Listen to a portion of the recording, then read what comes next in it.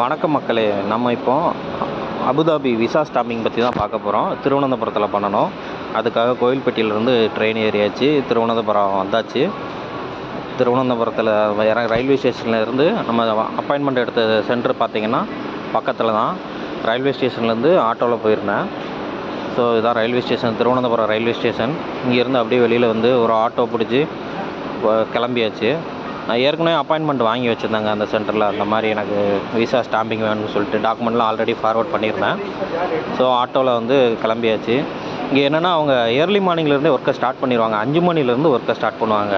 நீங்கள் காலையில் சீக்கிரம் போயிட்டீங்கன்னா, ஏர்லி மார்னிங் போயிட்டீங்க அப்படின்னா ஆள் அப்பாயின்மெண்ட்டுக்கு நீங்கள் உள்ளே கொடுத்துடலாம்.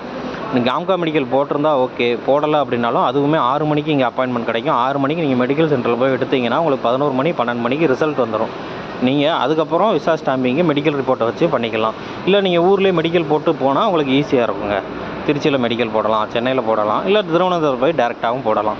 ஸோ நம்ம ஒரு சென்டரில் அப்பாயின்மெண்ட் எடுத்தோம். அந்த சென்டரோட நேம் என்னென்னு பார்த்தீங்கன்னா, காட்டுற வெயிட் பண்ணுங்கள். ஆட்டோவில் வந்து இறங்கியாச்சு. பார்த்தீங்கன்னா இந்த சென்டர் தாங்க, UAE விசா கன்சல்டிங் சர்வீஸ். பார்த்திங்கன்னா திருவனந்தபுரம் ரயில்வே ஸ்டேஷன்லேருந்து ஒரு 10 மினிட்ஸ் தாங்க ஆட்டோ ட்ராவலு. நடந்து வந்தீங்கன்னா ஒரு 30 மினிட்ஸ் ஆகும். நான் இப்போ காலையில் வந்ததுனால எனக்கு அந்த ஏரியா கரெக்டாக தெரியாதனால நான் ஆட்டோவில் போயிட்டேன். ஒரு சின்ன ஒரு தெரு மாதிரி இருந்தது, அதுக்குள்ளே அந்த சென்டர் இருந்தது. ஒரு சின்ன ஆஃபீஸ் தாங்க. ஆஃபீஸ் பார்த்திங்கன்னா உங்களுக்கு பாத்ரூம் ஃபெசிலிட்டியோடய வச்சுருக்காங்க. வெளியூர்லேருந்து வர்றவங்களுக்காக. நீங்கள் காலையில் இங்கேயே வந்து ரெஃப்ரெஷ் ஆகிட்டு இவங்கள்ட்ட அப்பாயின்மெண்ட் எடுத்துகிட்டு அப்ளை பண்ணிவிட்டு அதுக்கப்புறம் நீங்கள் உங்கள் ஒர்க்கை ஸ்டார்ட் பண்ணிக்கலாம். ஸோ இதான் அந்த ஆஃபீஸு. பார்த்திங்கன்னா காலையில் 5 மணிக்கெலாம் ஆஃபீஸ் ஓப்பன் பண்ணிடுவாங்கங்க. மக்கள் காலையிலே வர்றாங்கன்னு சொல்லிட்டு 5 மணிக்கெலாம் நீங்கள் வந்து இங்கே கொடுத்துட்டிங்கன்னா அவங்க உங்களுக்கு ஆன்லைனில் அப்பாயின்மெண்ட் எடுத்துருவாங்க. நீங்கள் மெடிக்கல் போட்டு வந்திருந்தீங்கன்னா உங்களோட மெடிக்கலுக்கு வந்து அட்டாச் பண்ணணும். அட்டாச்ட் வாங்குறது அது எல்லாமே இவங்க ஆன்லைனில் எல்லாமே பண்ணிடுவாங்க. இல்லைனா மெடிக்கல் போட்டு வந்ததுக்கப்புறம் நீங்கள் ஒரு 12 மணிக்கு மேலே அப்பாயின்மெண்ட் எடுக்கிற மாதிரி இருக்கும். நீங்கள் மெடிக்கல் போட்டு வந்தால் உங்களுக்கு ஈஸி. நீங்கள் வந்து குயிக்காக அப்பாயின்மெண்ட் எடுத்து 9 மணிக்கெலாம் நீங்கள் வந்து எங்கள் எம்பசி போயிடலாம். ஸோ இந்த ஆஃபீஸில் வந்து இந்த ஒர்க்கெலாம் முடிச்சுட்டு பார்த்திங்கன்னா ஒரு 1 ஹவர் தாங்க ஒர்க்கை முடிச்சிட்டாங்க. நான் 6 மணிக்கெலாம் வந்துட்டேன். ஒரு 7-7:30 மணிக்கெலாம் ஒர்க்கை முடிச்சிட்டாங்க. முடிச்சுட்டு அதுக்கப்புறம் நீங்கள் சாப்பிட்டு வாங்க, நாங்கள் அதுக்கப்புறம் 8:30 மணிக்கு ஆளாக எம்பசிக்குள்ளே உள்ளே போயிடலாம் அப்படின்னு சொல்லியிருந்தாங்க.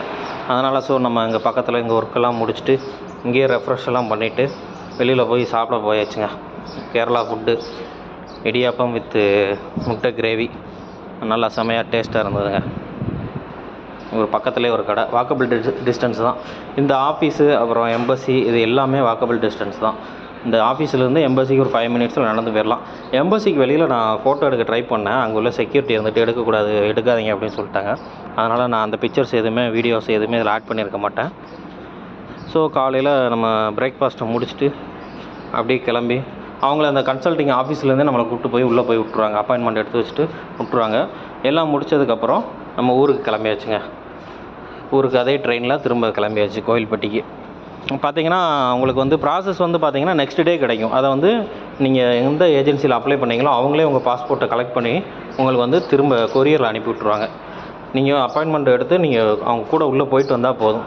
உங்களுக்கு லக் இருந்தால் சேம் டேலே கிடைக்க சான்ஸ் இருக்குது. ஒருவேளை அதிக கூட்டம் இருந்துச்சு அப்படின்னா உங்களுக்கு வந்து நெக்ஸ்ட் டேயில் தான் கிடைக்கும். இல்லை எம்பசியில் பார்த்தீங்கன்னா உங்களோட 10 விரலோட கைரேகை எடுப்பாங்க. அப்புறம் உங்களை ஒரு ஃபோட்டோ எடுப்பாங்க. அவ்வளோதான். இதான் ஒரு ஒர்க்கு. உள்ளே உங்களுக்கு அதிகபட்சம் 1 மணி நேரம் தான் ஆகும். நான் ஒரு 9 மணிக்கு போனேன், 10:30 வெளியில் வந்துட்டு 11 மணிக்கு ட்ரெயினை பிடிச்சிட்டேன். உள்ளே 1 ஹவர் தான் ஒர்க்கு. உங்களுக்கு வந்து குயிக்காகவே முடிஞ்சிடும். உங்களுக்கு லக்கு இருந்தால் சேம் டேயில் உங்களுக்கு பாஸ்போர்ட் கிடைக்க சான்ஸ் இருக்குது. அப்படி கிடச்சதுன்னா 2 மணிக்கு மேலே வாங்கிட்டு நீங்கள் கிளம்பிடலாம். அப்படி இல்லைன்னா எந்த சர்வீஸும் அவங்க உங்களுக்கு கொரியர் பண்ணுவாங்க. ஸோ மக்களே, நீங்களும் எங்கள் சேனலை ஃபாலோ பண்ணுங்கள், லைக் பண்ணுங்கள், சப்ஸ்கிரைப் பண்ணுங்கள். அப்ராட் ஜாப்ஸ் பற்றி எதுவும் சந்தேகம் இருந்ததுன்னா எங்களுக்கு காண்டாக்ட் பண்ணுங்கள். நாங்கள் உங்களுக்கு ஹெல்ப் பண்ணுறோம். தேங்க்யூ ஃபார் வாட்சிங் மக்களே. தொடர்ந்து கல்ஃப் ஜாப் பற்றின இன்ஃபர்மேஷன் பெறதுக்கும் நம்ம குழந்தைங்களுக்காக நம்ம AI டெக்னாலஜியில் ஷார்ட்ஸ் பண்ணுறோம். அதையும் பாருங்கள். சேனலை சப்ஸ்கிரைப் பண்ணுங்கள் மறக்காமல். தேங்க்யூ மக்களே. அடுத்த ஒரு வீடியோவில் அடுத்த ஒரு தகவலோடு உங்களை சந்திக்கிறேன். பாய்.